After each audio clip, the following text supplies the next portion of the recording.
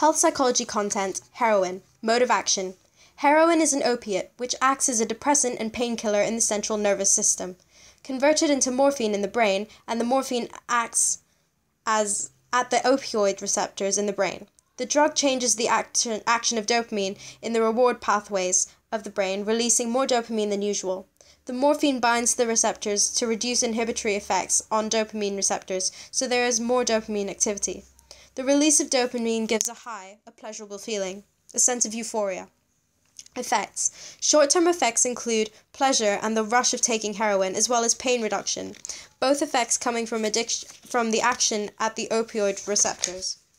The rush includes a dry mouth, heavy limbs, flushing of the skin, nausea, and possible itching.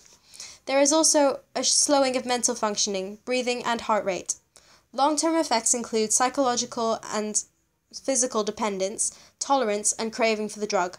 If the drug is not taken, withdrawal symptoms may be experienced.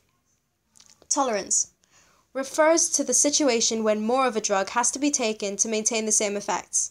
The same dose of drug will not produce the feelings of euphoria, so more and more must be taken up to a certain level. After that level, it is likely that no amount of the drug will produce the feelings of euphoria, and the individual continues to take the drug to prevent withdrawal symptoms. At this stage, the person is addicted and needs the drug for normal functioning, but is not getting any pleasure from it. Physical dependence is the situation when someone needs increasingly high doses to get the high they crave, and so has to keep taking the drug because of this desire. The body becomes used to functioning with the drug and needs it for normal functioning. At this stage, the person is physically dependent on the drug. Addiction is this situation where the body needs the drug for normal physical and/or psychological functioning. Physical dependence also means that if someone stops taking the drug, there will be withdrawal symptoms. Heroin rapidly leads to tolerance, so someone can quickly become physically dependent on it.